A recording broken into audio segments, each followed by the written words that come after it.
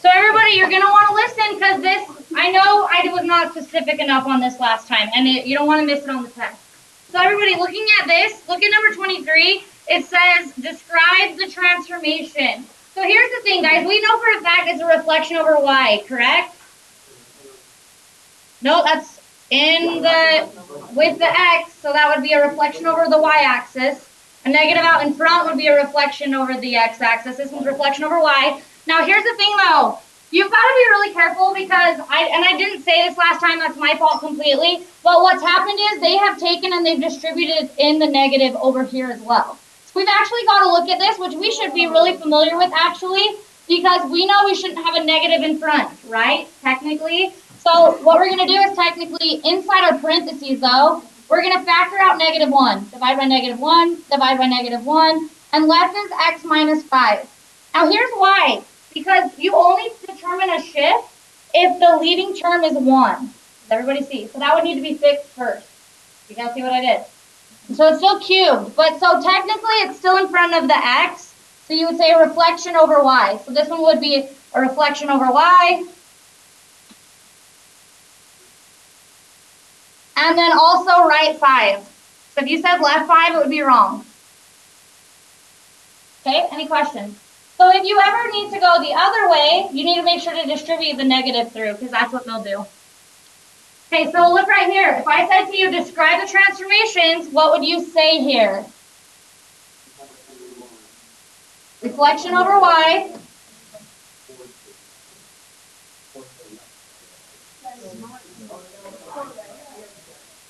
So then you'd say right 4, wouldn't you?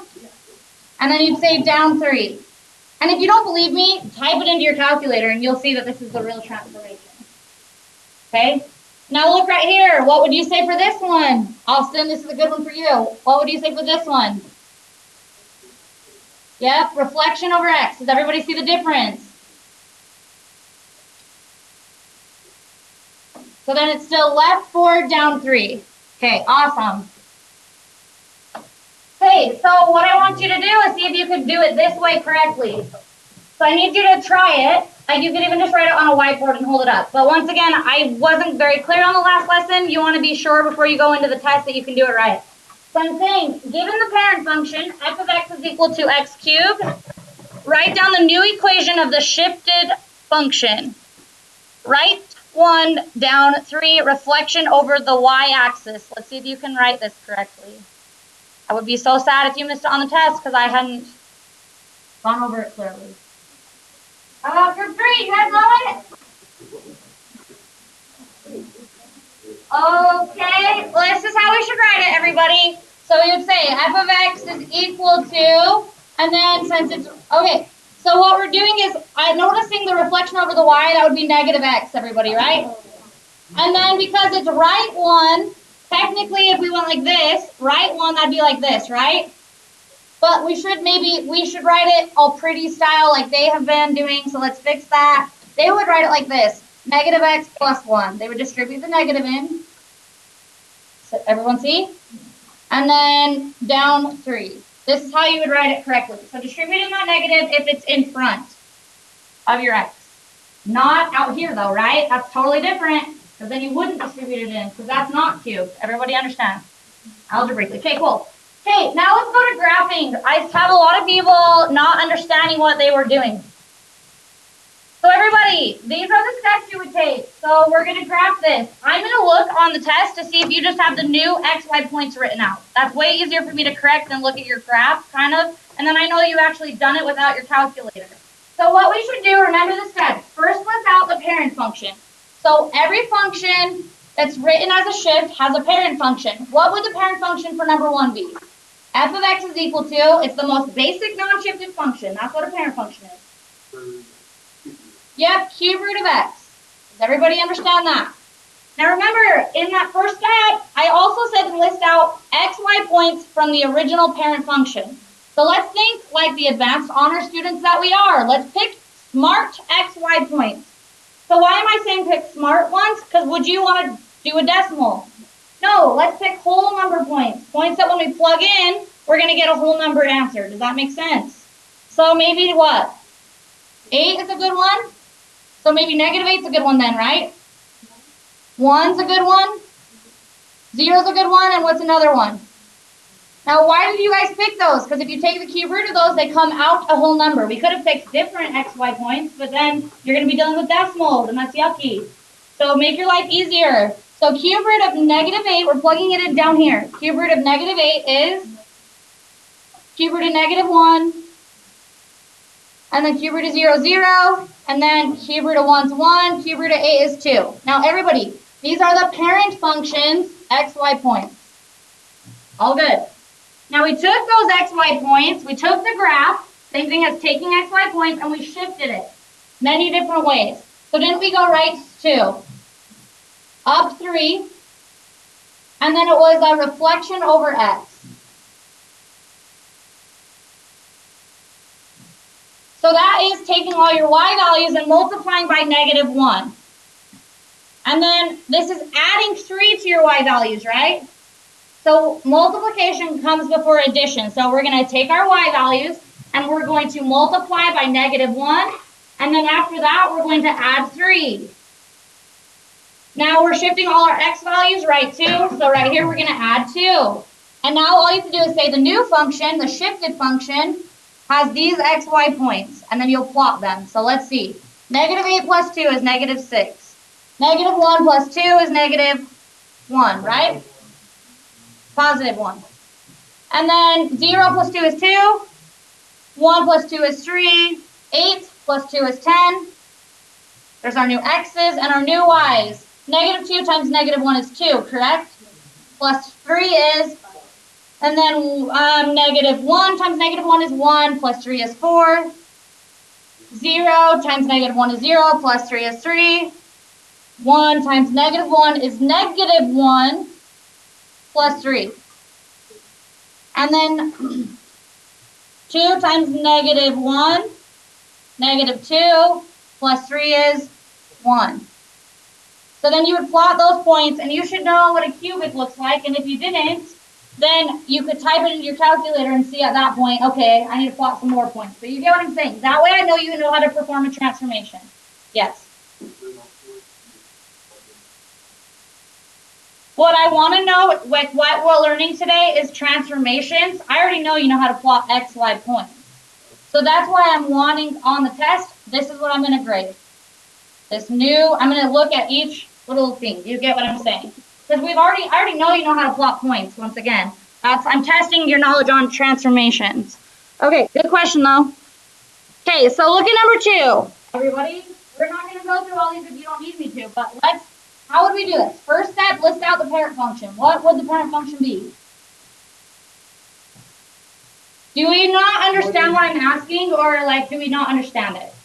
Or do we understand it and we're not speaking up? I need to know how to help you. Okay. Are you sure? Well, you guys might be, but everybody else, I have no idea if you know this or not, and I don't know how to help you. What's the parent function? Yes. Does everybody agree? If not, I need to explain more. I have no idea how you're feeling out there. Okay, awesome. Then you would just find xy points once again. So I'm going to plug in, I don't know, negative 2, negative 1, 0, 1, 2. And then you just go through this process here. So do I need to keep going through these examples? Or do you feel like I get it now with that one example, I'd rather just work than watch you because I already know what I'm doing? Okay, perfect. Then help me go through it. So 1 cubes 1, 2 cubes 8, right? Parent function. I would even write that on my test. Here's the parent function's xy points. Now what are we doing? Let's write out in words, everybody. Left 1, up 2, and a reflection over the x along with a compression. Okay, cool. Now, don't we do that to our y values? Okay, right, everybody? So I'm going to take all my y values and I'm going to times them by negative 1/3. Then I'm going to do what to them? Add 2 to them, and then I'm going to subtract 1 from my x values. So then you would say the shifted function has these xy points. Yep. So negative 3, -2, -1, 0, 1, -8 times -1/3 plus 2. So I would just go like this even. Look, 8/3 plus 2. Good enough for me.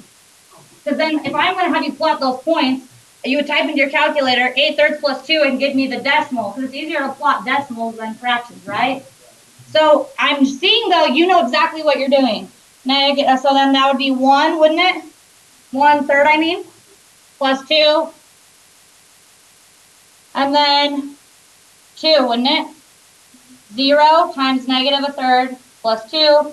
So then -1/3 plus 2. And then right down here, -8/3 plus 2. And yes, now when plotting the points, I would expect you to then have a decimal, a decimal, a decimal, a decimal, and then just plot points. But I'm just seeing that you know how shifting works.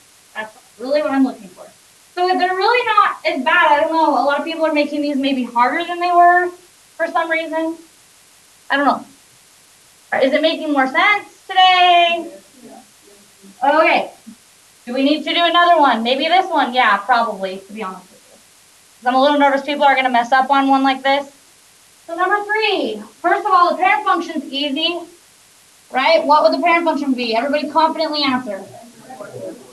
Okay, cool. And then you have xy points. This is what I'm trying to get at. What are my shifts here? Well, isn't this 1/2 to the 4th power? It's in parentheses in this one. So actually, 1/2 to the 4th and then x to the 4th. Isn't that what we're really looking at? Yeah. So then this would be 1/8, wouldn't it? Yeah, 1/16. Good point. You don't multiply. It's 2 to the 4th, which is 16. Good point. So 1/16 x to the 4th minus 2. So now this would be what we would look at. Does that help a little bit? Yes.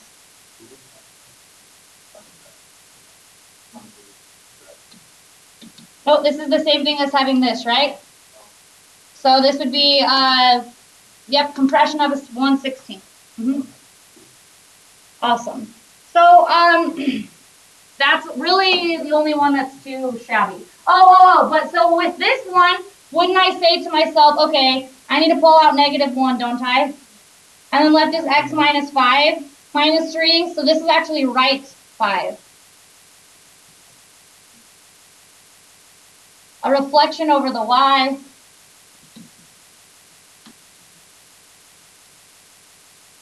And then down 3. So now think about it, guys. What would I be doing here? I have x, y points, and then like if I have an x, y chart, if it's reflecting over the y-axis, if that point was here, wouldn't it map over here if we're reflecting over y? So isn't that just timesing all your x values by -1 first? Does everybody see? So instead, you'd go through and multiply all your x values by -1 and then shift them right 5 after that. Does that help a little bit?